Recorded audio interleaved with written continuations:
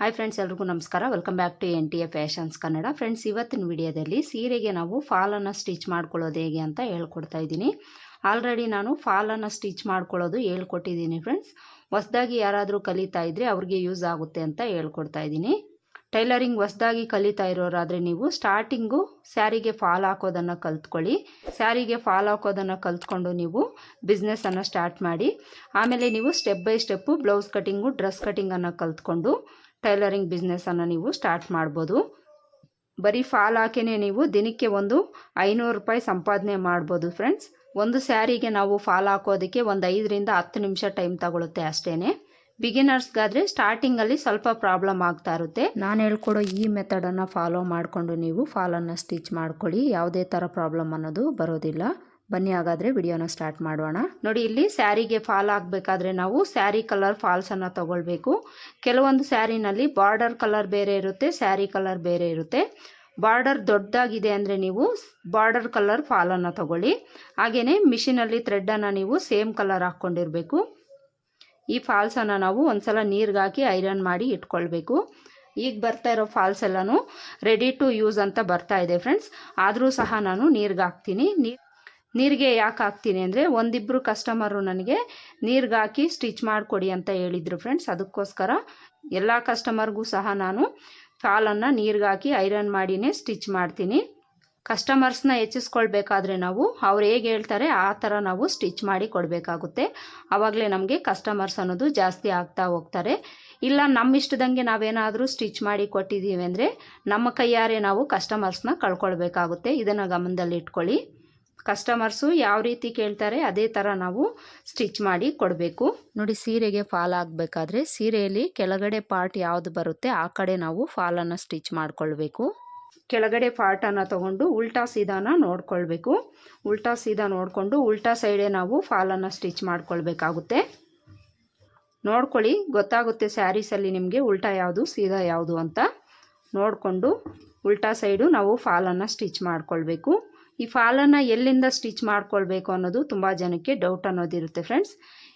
ಸ್ಟಾರ್ಟಿಂಗಿಂದ ನೀವು ಒಂದು 10 ಇಂಚು ಇಲ್ಲ 11 ಇಂಚಷ್ಟು ಗ್ಯಾಪ್ ಬಿಟ್ಟು ಅಲ್ಲಿಂದ ಫಾಲ್ ಸ್ಟಿಚ್ ಮಾಡ್ಕೊಳ್ಬೇಕು. ಟೇಪ್ ಇದೆ ಅಂದರೆ ನೋಡಿ, ಟೇಪಿಂದ ಈ ಥರ ನೀವು ಅಳತೆನ ಮಾಡ್ಕೊಳ್ಳಿ. ಅಳತೆ ಮಾಡಿಕೊಂಡು ಒಂದು 11-12 ಇಂಚ್ ಹತ್ರ ಮಾರ್ಕ್ ಮಾಡ್ಕೊಳ್ಳಿ. ಈ ಥರ ಮೆಜರ್ಮೆಂಟ್ ತಗೊಂಡು ನೀವು ಮಾರ್ಕ್ ಮಾಡಿಕೊಂಡು ಸ್ಟಿಚ್ ಮಾಡ್ಕೊಳ್ಬೋದು. ಇಲ್ಲಾಂದರೆ ಕೈ ಅಳತೆ ಇಟ್ಕೊಂಡು ಸಹ ಮಾರ್ಕ್ ಮಾಡಿಕೊಂಡು ಸ್ಟಿಚ್ ಮಾಡ್ಕೊಳ್ಬೋದು. ನಾನು ಯಾವಾಗಲೂ ಕೈ ಅಳತೆನೇ ಇಟ್ಕೊಳ್ತೀನಿ ಫ್ರೆಂಡ್ಸ್. ಯಾವ ಥರ ಅಂದರೆ ನೋಡಿ, ಈ ಸ್ಟಾರ್ಟಿಂಗಿಂದ ನಾನು ಕೈ ಅಳತೆನ ಇಟ್ಕೊಳ್ತೀನಿ. ಈ ಥರ 2 ಕೈ ಅಳತೆನ ತಗೊಳ್ತೀನಿ. ಈ ಥರ 2 ಕೈ ಅಳತೆನ ತಗೊಂಡು ಇಲ್ಲಿಂದ ನಾನು ಫಾಲನ್ನು ಸ್ಟಿಚ್ ಮಾಡ್ಕೊಳ್ತೀನಿ. ನಾನು ಯಾವಾಗ್ಲೂ ಇದೇ ಥರ ಫಾಲನ್ನು ಸ್ಟಿಚ್ ಮಾಡ್ಕೊಳ್ತೀನಿ ಕೈ ಅಳತೆ ತಗೊಂಡು. ನೀವು ಈ ಥರ ತಗೊಳ್ಬೋದು, ಇಲ್ಲಾಂದರೆ ಟೇಪಿಂದ ಅಳತೆ ತಗೊಂಡು ಸಹ ನೀವು ಸ್ಟಿಚ್ ಮಾಡ್ಕೊಳ್ಬೋದು.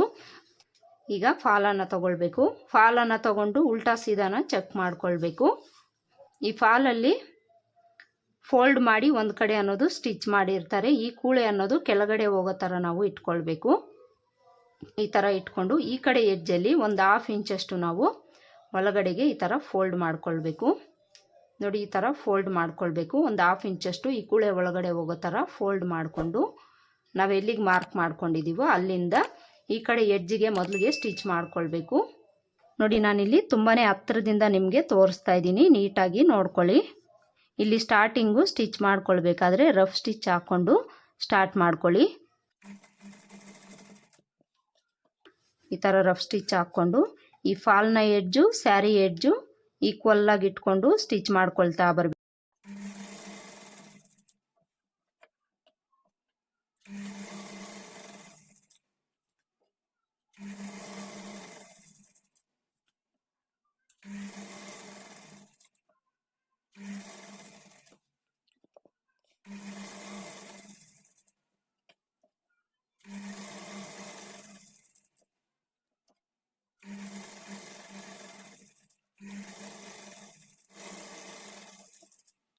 ಈ ಥರ ನಾವು ಫಾಲ್ ಎಷ್ಟು ಉದ್ದ ಇರುತ್ತೋ ಅಲ್ಲಿವರೆಗೂ ಸ್ಟಿಚ್ ಮಾಡ್ಕೊಳ್ತಾ ಹೋಗಬೇಕು.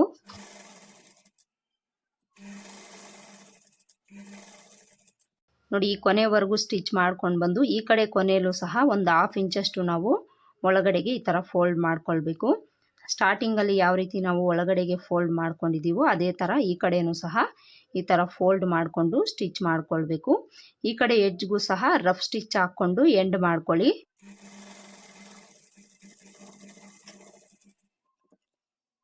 ನೋಡಿ ಇಲ್ಲಿ ಒಂದು ಸೈಡು ನಾನು ಫಾಲನ್ನು ಸ್ಟಿಚ್ ಮಾಡಿ ತೋರಿಸಿದ್ದೀನಲ್ಲ, ಈ ಸೈಡು ಯಾರು ಬೇಕಾಗಿದ್ರೂ ಸ್ಟಿಚ್ ಮಾಡ್ಕೊಳ್ಬೋದು ಫ್ರೆಂಡ್ಸ್. ಈ ಕಡೆ ಸ್ಟಿಚ್ ಮಾಡ್ಕೊಳ್ಳೋವಾಗೆ ನಮಗೆ ಪ್ರಾಬ್ಲಮ್ ಅನ್ನೋದು ಬರ್ತಾ ಇರುತ್ತೆ. ಒಂದು ಸೈಡು ನಾವು ಸ್ಟಿಚ್ ಮಾಡ್ಕೊಂಡಾದ್ಮೇಲೆ ಈ ಫಾಲಲ್ಲಾಗಲಿ ಸೀರೆನಲ್ಲಾಗಲಿ ರಿಂಕಲ್ಸ್ ಅನ್ನೋದು ಇರದೆ ನೀಟಾಗಿ ಸರಿ ಮಾಡ್ಕೊಳ್ಬೇಕು. ಈ ಥರ ಸರಿ ಮಾಡಿಕೊಂಡು ಇಟ್ಕೊಳ್ಳಿ. ಈ ಥರ ಇಟ್ಕೊಂಡು ಈ ಥರ ಗುಂಡ್ ಪಿನ್ಸನ್ನು ತಗೊಳ್ಳಿ. ಈ ಗುಂಡ್ ಪಿನ್ಸು ಶಾಪ್ಗಳಲ್ಲಿ ನಮಗೆ ಒಂದು 10 ರೂಪಾಯಿಗೆ ಈ ಥರ ಒಂದು ರಿಂಗ್ ಸಿಗುತ್ತೆ ಫ್ರೆಂಡ್ಸ್. ಈ ಥರದ್ದು ನಾವು ಒಂದು ತಂದಿಟ್ಕೊಂಡಿದ್ದೀವಿ ಅಂದರೆ ನಮಗೆ ತುಂಬಾ ಯೂಸ್. ಈಗ ಈ ಗುಂಡ್ ಪಿನ್ಸನ್ನು ನಾವು ಈ ಸೀರೆಗೆ ಫಾಲ್ಗೆ ಅಲ್ಲಲ್ಲಿ ನಾವು ಈ ಥರ ಹಾಕ್ಕೊಳ್ಬೇಕು.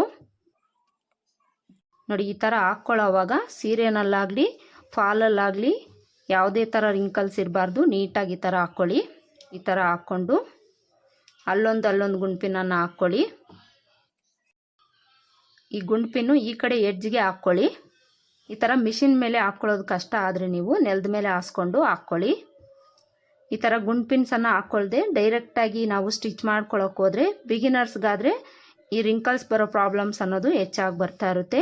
ಈ ಟಿಪ್ಪನ್ನು ಫಾಲೋ ಮಾಡ್ಕೊಳ್ಳಿ, ನೀವು ತುಂಬಾ ಪರ್ಫೆಕ್ಟಾಗಿ ಬರುತ್ತೆ. ನೋಡಿ ಈ ಥರ ಫಾಲ್ ಲೆಂತ್ ಎಷ್ಟಿರುತ್ತೋ ಅಲ್ಲಿವರೆಗೂ ಸಹ ನಾವು ಈ ಥರ ಗುಂಡ್ ಪಿನ್ಸ್ ಹಾಕ್ಕೊಳ್ಬೇಕು.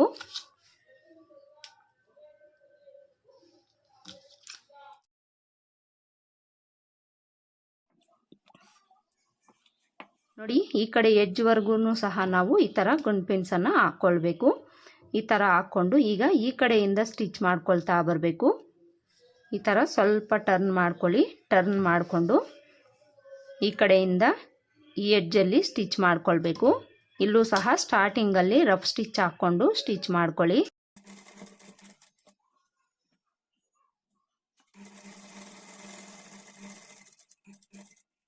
ನೋಡಿ ಇಲ್ಲಿವರೆಗೂ ಸ್ಟಿಚ್ ಮಾಡಿಕೊಂಡು ನೀಡಲ್ ಒಳಗಡೆ ಇಳಿಸ್ಕೊಂಡು ಈಗ ಇದನ್ನು ಈ ಥರ ಟರ್ನ್ ಮಾಡ್ಕೊಳ್ಬೇಕು. ಈ ಥರ ಟರ್ನ್ ಮಾಡಿಕೊಂಡು ಈ ಕಡೆ ಎಡ್ಜ್ಗೆ ಸ್ಟಿಚ್ ಮಾಡ್ಕೊಳ್ತಾ ಬರಬೇಕು.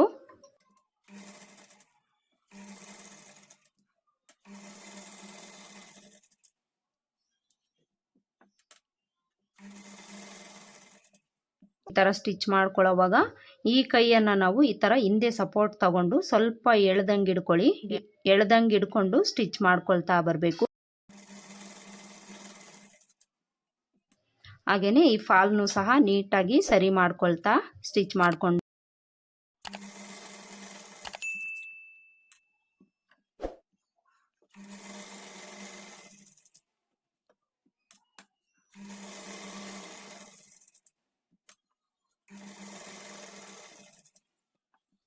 ಈ ಗುಂಡ್ ಪಿನ್ಸ್ ಏನಾದರೂ ಅಡ್ಡ ಬರ್ತಾ ಇದ್ದರೆ ಅದನ್ನು ತೆಗೆದುಬಿಟ್ಟು ಸ್ಟಿಚ್ ಮಾಡ್ಕೊಳ್ಳಿ.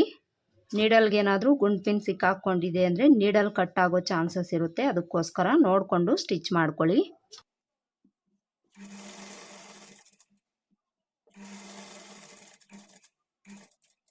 ನೋಡಿ ಈ ಕಡೆ ಎಡ್ಜ್ವರೆಗೂ ಸ್ಟಿಚ್ ಮಾಡ್ಕೊಂಡು ಬಂದು ಇಲ್ಲೂ ಸಹ ನೀಡಲನ್ನು ಒಳಗಡೆ ಇಳಿಸ್ಕೊಂಡು ಈಗ ಸೀರೆನ ಈ ಥರ ತಿರುಗಿಸ್ಕೊಳ್ಬೇಕು. ಈ ಥರ ತಿರುಗಿಸ್ಕೊಂಡು ಈ ಕಡೆ ಎಡ್ಜ್ಗೆ ಸ್ಟಿಚ್ ಮಾಡ್ಕೊಳ್ಬೇಕು.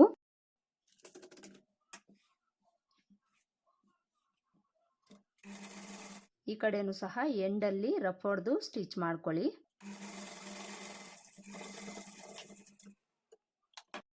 ಈ ಥರ ಸ್ಟಿಚ್ ಮಾಡಿಕೊಂಡು ಈ ಗುಂಡ್ ಪಿನ್ಸ್ನೆಲ್ಲ ತೆಗೆದುಬಿಡಿ. ನೋಡಿ ಫ್ರೆಂಡ್ಸ್, ಫಾಲನ್ನು ನಾನು ಸ್ಟಿಚ್ ಮಾಡಿ ಆಯ್ತಲ್ಲ, ಈಗ ತೋರಿಸ್ತೀನಿ ಯಾವ ಥರ ಕಾಣಿಸ್ತಾ ಇದೆ ಅಂತ. ನೋಡಿ ಫಾಲಲ್ಲಾಗಲಿ ಸ್ಯಾರಿನಲ್ಲಾಗಲಿ ನಮಗೆ ಯಾವುದೇ ಥರ ರಿಂಕಲ್ಸ್ ಅನ್ನೋದು ಇಲ್ಲ ಫ್ರೆಂಡ್ಸ್.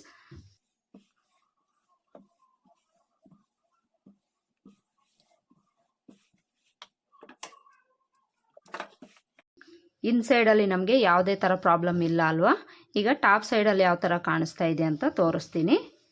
ನೋಡಿ ಇಲ್ಲಿ ಟಾಪ್ ಸೈಡಲ್ಲೂ ಸಹ ನಮಗೆ ಯಾವುದೇ ಥರ ಪ್ರಾಬ್ಲಮ್ ಅನ್ನೋದು ಬಂದಿಲ್ಲ ಫ್ರೆಂಡ್ಸ್. ತುಂಬಾ ನೀಟಾಗಿ ಫಿನಿಶಿಂಗ್ ಬಂದಿದೆ, ಕಾಣಿಸ್ತಾ ಇದೆಯಲ್ಲ. ಕೆಲವರೆಲ್ಲ ಫಾಲ್ ಸ್ಟಿಚ್ ಮಾಡಿಕೊಂಡಾಗ ಈ ಸ್ಯಾರಿನಲ್ಲಿ ರಿಂಕಲ್ಸ್ ಅನ್ನೋದು ಬರ್ತಾ ಇರುತ್ತೆ ಫ್ರೆಂಡ್ಸ್. ಅದರಲ್ಲೂ ಈ ಥರ ಜಾರ್ಜೆಟ್ ಕ್ಲಾತು ಸಿಲ್ಕ್ ಕ್ಲಾತ್ ಆದರೆ ಈ ಥರ ಪ್ರಾಬ್ಲಮ್ಸ್ ಅನ್ನೋದು ಹೆಚ್ಚಾಗಿ ಬರ್ತಾ ಇರುತ್ತೆ. ನಾನು ಹೇಳ್ಕೊಟ್ಟಿರೋ ಮೆಥಡಲ್ಲಿ ನೀವು ಫಾಲನ್ನು ಸ್ಟಿಚ್ ಮಾಡ್ಕೊಳ್ಳಿ, ತುಂಬಾ ಪರ್ಫೆಕ್ಟಾಗಿ ಬರುತ್ತೆ. ಯಾವುದೇ ಥರ ರಿಂಕಲ್ಸ್ ಅನ್ನೋದು ಬರೋದಿಲ್ಲ ಫ್ರೆಂಡ್ಸ್. ನೋಡಿದ್ರಲ್ಲ, ಟಾಪ್ ಸೈಡಲ್ಲೂ ಸಹ ನಮಗೆ ತುಂಬಾ ನೀಟಾಗಿ ಫಿನಿಶಿಂಗ್ ಬಂದಿದೆ. ಯಾವುದೇ ಥರ ಪ್ರಾಬ್ಲಮ್ ಅನ್ನೋದು ಬಂದಿಲ್ಲ ಫ್ರೆಂಡ್ಸ್. ನೋಡಿದ್ರಲ್ಲ, ಇವತ್ತಿನ ವಿಡಿಯೋದಲ್ಲಿ ಸೀರೆಗೆ ನಾವು ಫಾಲನ್ನು ಈಸಿಯಾಗಿ ಯಾವ ರೀತಿ ಸ್ಟಿಚ್ ಮಾಡ್ಕೊಳ್ಳೋದು ಅಂತ ಹೇಳ್ಕೊಟ್ಟಿದ್ದೀನಿ. ಹೋಪ್ ಈ ವಿಡಿಯೋ ನಿಮ್ಗೆ ಇಷ್ಟ ಆಗಿದೆ ಅಂತ ಅಂದ್ಕೊಳ್ತೀನಿ. ಇಷ್ಟ ಆಗಿದ್ರೆ ವಿಡಿಯೋಗೆ ಒಂದು ಲೈಕ್ ಕೊಡೋದನ್ನು ಮರಿಬೇಡಿ. ಮತ್ತೆ ಸಿಗೋಣ ಮುಂದಿನ ವಿಡಿಯೋದಲ್ಲಿ. ಅಲ್ಲಿವರೆಗೂ ನಮಸ್ಕಾರ. Thanks for watching.